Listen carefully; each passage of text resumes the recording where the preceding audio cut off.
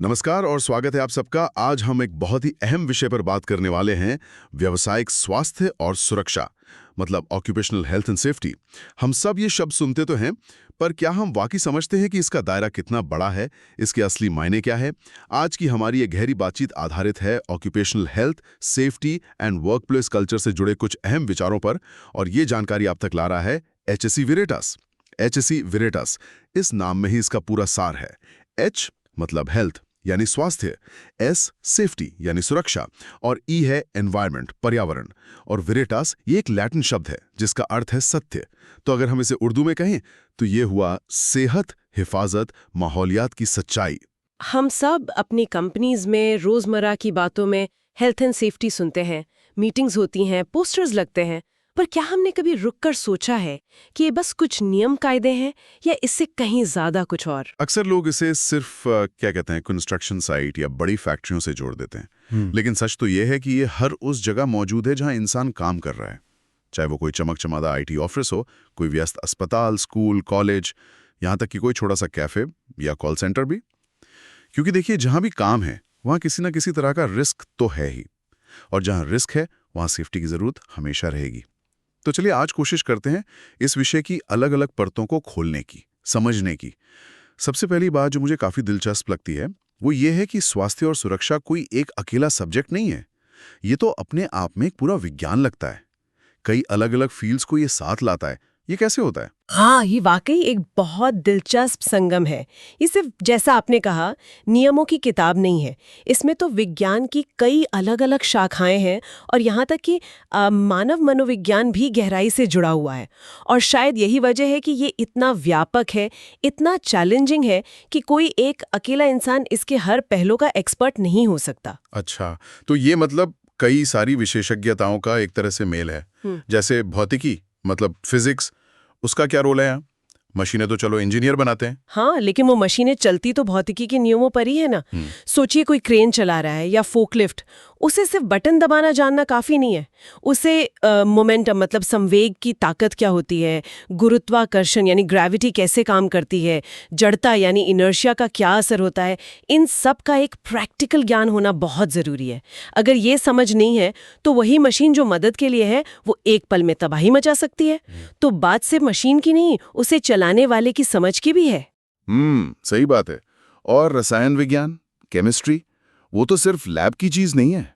अरे बिल्कुल नहीं। आप पेट्रोल पंप को देखिए, पेंट की दुकान देखिए, खेतों में जो खाद इस्तेमाल होती है, या घरों ऑफिसों में सफाई के केमिकल्स, रसायन तो हर जगह हैं। और इनकी अगर गलत हैंडलिंग हो, स्टोरेज ठीक ना हो, या इन्हें सही तरीके से डिस्पोज ना किया जाए, तो आग लगने का, जहरीलापन फैलने का, यहाँ तक कि विस्फोट होने का भी खतरा रहता है। तो केमिकल सेफ्टी सिर्फ लैब वालों के लिए नहीं है, हर वो कर्मचारी जो इनके आसपास काम करता है उसके लिए जरूरी है। सिर्फ ये जानना काफी नहीं कि केमिकल क्या है, ये भी समझना जरूरी है कि वो कैसे रिएक्ट कर सकता है। अच्छा, फिर बात आती है जीव विज्ञान की, बायोलॉजी की। इसमें तो शायद वो खतरे आते हैं जो दिखते नहीं। हाँ बिल्कुल, जिन्हें हम आमतौर पर जैविक खतरे या बायोलॉजिकल हैजर्ड्स कहते हैं। ये वायरस हो सकते हैं, बैक्टीरिया, फंगस या दूसरे छोटे जीव जो इन्फेक्शन फैला सकते हैं, एलर्जी कर सकते हैं, स्किन की प्रॉब्लम दे सकते हैं। और अगर लंबे समय तक एक्सपोजर रहे तो सिलिकोसिस जैसी गंभीर बीमारियां, मतलब धूल के कणों से फेफड़ों की बीमारी या अस्थमा या कैंसर तक हो सकता है। खासकर हेल्थ केयर में, खेती में या जहाँ वेस्ट मैनेजमेंट का काम होता है, वहाँ ये खतरे ज़्यादा होते हैं। इनकी पहचान करना और इनसे बचाव करना बहुत महत्वपूर्ण है। और इंजीनियरिंग, उसका जिक्र तो होना ही है। इसके बिना तो कोई वर्कप्लेस बनता ही नहीं। बिल्कुल। और हर इंजीनियरिंग की अपनी चुनौतियां, अपने जोखिम हैं। जैसे सिविल इंजीनियरिंग में ऊंचाई से गिरने का डर, या कोई स्ट्रक्चर गिर जाए। मैकेनिकल में चलती मशीनों के पुर्जों से चोट लग सकती है। इलेक्ट्रिकल में करंट का खतरा। इनमें अगर डिजाइन में जरा सी चूक हो जाए या काम करने के तरीके में लापरवाही हो तो वो जानलेवा साबित हो सकती है। इसीलिए कहते हैं कि सुरक्षा को इंजीनियरिंग डिजाइन का सिर्फ एक हिस्सा नहीं, बल्कि उसका बेस, उसका आधार होना चाहिए। अब आते हैं उस पहलू पर जो शायद सबसे पेचीदा है, सबसे गहरा है, मानव मनोविज्ञान, ह्यूमन साइकोलॉजी। मशीनें तो ठीक है अपनी जगह, पर उन्हें चलाने वाले तो हम इंसान हैं। और यहीं आकर आप सही कह रहे हैं, मामला अक्सर उलझ जाता है। काम का प्रेशर, स्ट्रेस, सहकर्मियों के साथ कोई अनबन या गुस्सा, अलग अलग कल्चर के लोगों के बीच कम्युनिकेशन गैप, या कई बार बस एक पल के लिए ध्यान भटक जाना, ये सब वो चीजें हैं जो मिलकर दुर्घटनाओं के लिए एक तरह से माहौल बना देती हैं। आप देखेंगे जब भी किसी बड़ी दुर्घटना की जांच होती है तो अक्सर जड़ में मशीन की खराबी से ज्यादा इंसानी बर्ताव या मानसिकता निकलती है। और ये सवाल खड़ा करता है कि क्या हम सेफ्टी सिस्टम बनाते वक्त इस मानवीय पहलू को उतनी अहमियत देते हैं जितनी देनी चाहिए। तो ये इतने सारे विज्ञान हो गए, इतने पहलू, इन सबको एक साथ असरदार कैसे बनाया जाए? मतलब वो कौन सी कड़ी है जो इन सबको जोड़ कर रखती है? वो कड़ी है विधान, लेजिस्लेशन। किसी भी देश में हेल्थ एंड सेफ्टी सिस्टम की जो रीढ़ होती है वो होते हैं वहाँ के कानून और उन कानूनों को लागू करवाने वाली एजेंसियां। अगर कानून ही ढीले ढाले हों या उन्हें लागू करने वाला सिस्टम ही ठीक ना हो, भ्रष्ट हो या एक्टिव ना हो, तो फिर कितनी भी अच्छी नीतियां बना लीजिए वो सब कागज पर ही रह जाएंगी।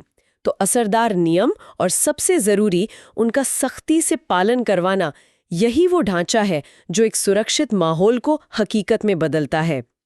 अगर हम बड़ी तस्वीर देखें तो कानूनी ढांचा ही वो गारंटी है जो मालिक को, एम्प्लॉयर को जिम्मेदार बनाता है। हाँ, तो ये बात साफ है कि स्वास्थ्य और सुरक्षा कोई सीधी सादी चीज नहीं है।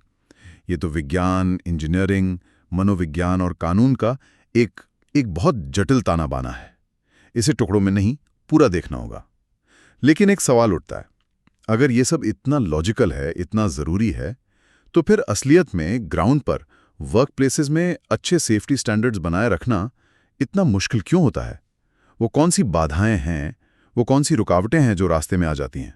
चलिए अब जरा इन असली चुनौतियों पर बात करते हैं। हाँ बिल्कुल, सिद्धांत और व्यवहार में जो अंतर आता है वो यहीं साफ दिखता है। सबसे पहली और शायद सबसे बड़ी बाधा तो काम की जटिलता, उसकी कॉम्प्लेक्सिटी ही है। हाँ, ये समझना मुश्किल नहीं। सोचिए कोई बड़ा कंस्ट्रक्शन प्रोजेक्ट चल रहा है या कोई बड़ी फैक्ट्री है। वहाँ कंपनी के अपने लोग हैं, फिर ढेरों सब कॉन्ट्रैक्टर हैं, उनके लोग हैं, सामान लाने ले जाने वाले ट्रक ड्राइवर्स हैं, बाहर से विजिटर्स आ रहे हैं। बिल्कुल। और हर ग्रुप की अपनी ज़रूरतें हैं, अपनी भाषा है, काम करने का अपना तरीका है, और सब पर काम जल्दी खत्म करने का प्रेशर भी अलग अलग है। ऐसे डायनामिक माहौल में जहाँ इतनी भीड़ भाड़ है, हर गतिविधि पर, हर समय, हर किसी की सुरक्षा पक्की करना, ये अपने आप में एक बहुत बड़ी चुनौती है। तालमेल में ज़रा सी चूक हो जाए या एक आदमी की लापरवाही, वो पूरी सेफ्टी चेन को गड़बड़ा सकती है। जैसे डोमिनो इफेक्ट होता है ना, बिल्कुल वैसे। और कभी कभी तो मुद्दे ही इतने पेचीदा होते हैं कि उनका कोई सीधा सरल हल नहीं मिलता, मतलब कॉम्प्लेक्स इश्यूज। हाँ बिल्कुल। मान लीजिए किसी फैक्ट्री में मशीनों का शोर कम करना है, नॉइज पोल्यूशन घटाना है, पर प्रोडक्शन भी कम नहीं कर सकते। या किसी केमिकल प्लांट में सेफ्टी प्रोसीजर को और मजबूत करना है, पर उसकी कॉस्ट भी देखनी है। ऐसे मामलों में सिर्फ सेफ्टी मैनुअल के नियम काफी नहीं होते। यहाँ पर अनुभव चाहिए, प्रैक्टिकल समझ चाहिए, और कई बार तो बिल्कुल नए हटकर सोचने वाले समाधान, इनोवेटिव सॉल्यूशंस खोजने पड़ते हैं।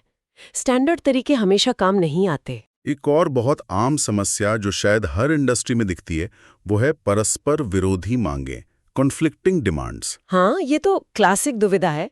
प्रोडक्शन वाला कह रहा है जल्दी करो, डेडलाइन है। क्वालिटी वाला कह रहा है देखो क्वालिटी गिरनी नहीं चाहिए। और सेफ्टी ऑफिसर कह रहा है अरे भाई सब कुछ सेफ तरीके से करो। और मजे की बात यह है कि अपनी अपनी जगह तीनों सही हैं। टारगेट भी चाहिए, क्वालिटी भी चाहिए, और सेफ्टी तो चाहिए ही चाहिए। पर होता क्या है कि जब स्पीड बढ़ाने का प्रेशर सेफ्टी नियमों से टकराता है तो अक्सर जल्दबाजी में सेफ्टी को पीछे छोड़ दिया जाता है। और आप देखेंगे ज्यादातर दुर्घटनाएं इसी टकराव के मोड़ पर होती हैं। तो इन विरोधी मांगों में सही बैलेंस बनाना, ये मैनेजमेंट के लिए एक लगातार चलने वाला काम है। क्या कभी ऐसा भी होता है कि नियम ही आपस में टकरा जाएं? मतलब कॉन्फ्लिक्ट ऑफ स्टैंडर्ड्स। हाँ, ऐसा भी हो सकता है, बिल्कुल। एक उदाहरण लेते हैं। मान लीजिए सेफ्टी का नियम कहता है कि कोई खतरनाक केमिकल वेस्ट है, उससे फौरन वर्क एरिया से हटाओ ताकि लोगों को खतरा ना हो। लेकिन एनवायरनमेंट का नियम कहता है कि इस वेस्ट को बिना प्रॉपर ट्रीटमेंट के आप साइट से बाहर फेंक या ले जा नहीं सकते। अब मैनेजर क्या करे? ये तो मुश्किल हो गया। हाँ, ऐसी स्थिति में अक्सर कोई बीच का रास्ता निकाला जाता है, कोई समझौता करना पड़ता है, और वहीं पर सेफ्टी का रिस्क बढ़ सकता है। हो सकता है वो खतरनाक कचरा जरूरत से ज्यादा देर वहीं पड़ा रहे। ऐसी स्थितियों से बचने के लिए नियमों में ज्यादा स्पष्टता और अलग-अलग डिपार्टमेंट्स जैसे सेफ्टी और एनवायरनमेंट इनके बीच बेहतर तालमेल की जरूरत होती है। एक बाधा जिसका जिक्र हम बार बार सुनते हैं, बजट की कमी, बजट इश्यूज। हाँ, और ये दुर्भाग्य से एक कड़वी सच्चाई है। आज भी बहुत से संगठन, बहुत सी कंपनियां सेफ्टी पर जो पैसा खर्च होता है उसे लागत मानती हैं, खर्चा मानती हैं। उसे निवेश या इन्वेस्टमेंट की तरह नहीं देखती हैं। हेलमेट खरीदना, ट्रेनिंग देना, पीपीई किट देना, सेफ्टी ऑडिट करवाना, इन सब को कई बार फालतू का खर्चा समझ लिया जाता है। और जब पैसे बचाने की सोच हावी होती है तो सबसे पहली गाज अक्सर सेफ्टी बजट पर ही गिरती है। और इसके नतीजे कितने भयानक हो सकते हैं ये हम सब जानते हैं। और शायद इसी सोच का असर अगली बाधा पर भी दिखता है, गराकाट मुकाबला, कंपटीशन। बिल्कुल जुड़ा हुआ है। खासकर जैसे कॉन्ट्रैक्ट लेने वाले सेक्टर्स हैं, कंस्ट्रक्शन है, वहां काम पाने के लिए कंपनियां बहुत कम दाम पर कोट करती हैं, लो प्राइस बिडिंग करती हैं। लेकिन ये जो कम लागत का दबाव है ये कहीं ना कहीं तो निकलेगा ना, और अक्सर ये सेफ्टी स्टैंडर्ड्स में कटौती के रूप में सामने आता है। मतलब शायद घटिया क्वालिटी के उपकरण इस्तेमाल होंगे, ट्रेनिंग आधी अधूरी दी जाएगी, या सेफ्टी के लिए जितने लोग चाहिए उतने नहीं रखे जाएंगे। और इसका नुकसान किसको होता है? देखिए, सबसे पहले तो उन कर्मचारियों को जो उस असुरक्षित माहौल में काम करने पर मजबूर हैं। दुर्घटनाएं बढ़ती हैं और फिर देर सवेर कंपनी की इज्जत, उसकी रेपुटेशन भी खराब होती है। मजे की बात देखिए, जो सेफ्टी शुरू में महंगी लग रही थी वो बाद में दुर्घटनाओं, केस मुकदमों के चलते कहीं ज्यादा महंगी साबित होती है।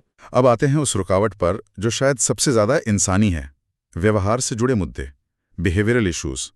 सिस्टम चाहे कितना भी अच्छा बना लो, अगर इंसान ही मानने को तैयार ना हो तो। ये बहुत ही अहम पॉइंट है। आप दुनिया का सबसे अच्छा सेफ्टी सिस्टम लगा दीजिए, सबसे बढ़िया उपकरण दे दीजिए, लेकिन अगर कर्मचारी जानबूझकर या अनजाने में असुरक्षित तरीके से काम करते हैं, अनसेफ एक्ट्स करते हैं, तो दुर्घटनाएं तो होंगी ही। ये जो लापरवाही वाला रवैया होता है, केयरलेस एटीट्यूड, या अपने तजुर्बे पर जरूरत से ज्यादा भरोसा, ओवर कॉन्फिडेंस, शॉर्टकट मारने की आदत, या कई बार बस आलस, लेजीनेस, ये सब वो इंसानी कमजोरियां हैं जो किसी भी बेहतरीन सिस्टम को फेल कर सकती हैं। असली सेफ्टी कल्चर तो तब बनता है जब हर इंसान का बर्ताव, उसका व्यवहार सुरक्षित हो, जब वो इसे अपनी पर्सनल जिम्मेदारी समझे। लेकिन ये सिर्फ कर्मचारियों के व्यवहार की बात तो नहीं है। नियमों को लागू करवाने वाली जो एजेंसियां हैं उनकी भी तो भूमिका है, इन्फोर्समेंट एजेंसीज। हाँ, बिल्कुल है। कई जगहों पर कानून तो बना दिए जाते हैं, काफी अच्छे कानून होते हैं, लेकिन उनका जो प्रवर्तन है, एनफोर्समेंट, वो बहुत कमजोर होता है। जो सरकारी इंस्पेक्टर होते हैं, या तो उनकी संख्या कम होती है, या उनके पास ट्रेनिंग और साधन नहीं होते, या कई बार वो अपना काम उतनी गंभीरता से नहीं लेते हैं। नतीजा, कागज पर तो सब ठीक दिखता है, सेफ्टी स्टैंडर्ड्स पूरे दिखते हैं, लेकिन जमीन पर लापरवाही चलती रहती है।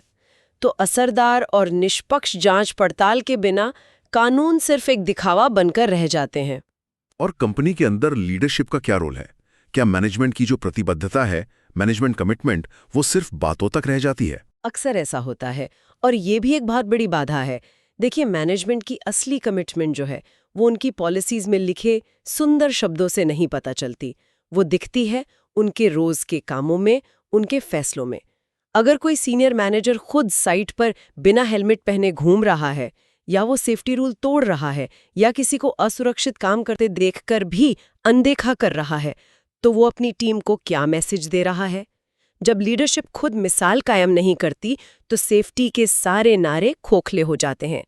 वो कहावत है ना, safety starts at the top, ये सिर्फ कहने की बात नहीं, ये हकीकत है। एक और प्रैक्टिकल दिक्कत हो सकती है लोगों को स्टैंडर्ड्स की जानकारी ही ना हो, इग्नोरेंस ऑफ स्टैंडर्ड्स। ये भी बहुत होता है, खासकर जो नए कर्मचारी आते हैं या जो टेम्पररी वर्कर होते हैं। अगर किसी को पता ही नहीं है कि किसी काम को करने का सेफ तरीका क्या है, इसमें क्या क्या खतरे हैं, या इमरजेंसी में क्या करना है, तो वो अनजाने में भी तो गलती कर सकता है ना। इसीलिए सही ट्रेनिंग, बार बार ट्रेनिंग, क्लियर कम्युनिकेशन और जानकारी तक आसान पहुंच, ये सब बहुत ज़रूरी है। ज्ञान की कमी, जानकारी की कमी, ये भी दुर्घटना का एक बड़ा कारण बन सकती है। और आखिर में बात करते हैं पर्यवेक्षण की। इनएफेक्टिव सुपरविजन, सुपरवाइजर का रोल कितना अहम है? सुपरविजन देखा जाए तो सेफ्टी की पहली दीवार है। एक अच्छा सुपरवाइजर सिर्फ ये नहीं देखता कि काम हो रहा है, वो ये भी देखता है कि काम सुरक्षित तरीके से हो रहा है या नहीं। अगर सुपरवाइजर साइट पर है ही नहीं, या है तो भी ध्यान नहीं दे रहा, लापरवाह है, या असुरक्षित कामों को देखकर भी टोकता नहीं है, तो आप समझ लीजिए कि दुर्घटना का खतरा कई गुना बढ़ गया है।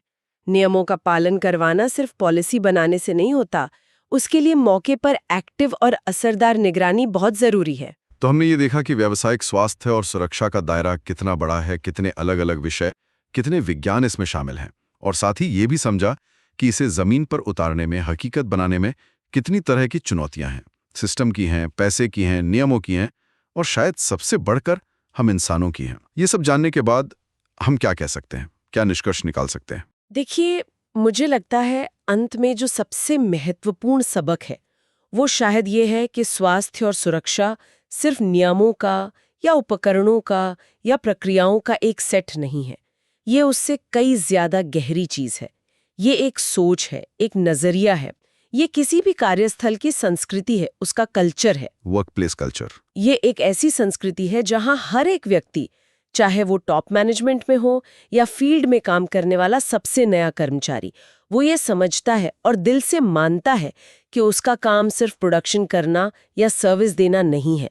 अपनी और अपने आसपास काम करने वाले साथियों की सुरक्षा सुनिश्चित करना भी उसकी एक बुनियादी जिम्मेदारी है।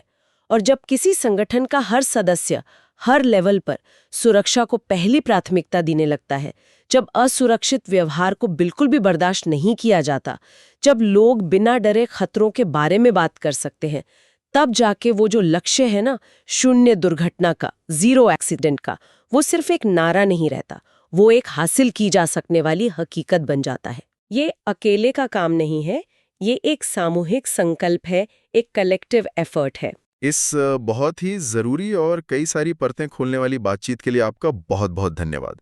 उम्मीद है कि व्यावसायिक स्वास्थ्य और सुरक्षा की इन जटिलताओं और चुनौतियों पर जो आज बात हुई, वो हमारे सुनने वालों के लिए जानकारी भरी रही होगी और उन्हें सोचने पर भी मजबूर करेगी। और जाते जाते एक सवाल हम सबके सोचने के लिए छोड़ जाते हैं। ज़रा ईमानदारी से सोचिए, आपकी अपनी काम करने की जगह पर सुरक्षा पहले या सेफ्टी फर्स्ट का जो विचार है, क्या वो सिर्फ दीवारों पर टंगा एक स्लोगन है, या वो सचमुच वहाँ के माहौल में, लोगों की बातचीत में और फैसलों में झलकता है? और अगर नहीं झलकता, तो इसे सिर्फ एक नारे से आगे बढ़ाकर रोजमर्रा की सच्चाई बनाने के लिए व्यक्तिगत तौर पर और सामूहिक तौर पर क्या किया जा सकता है?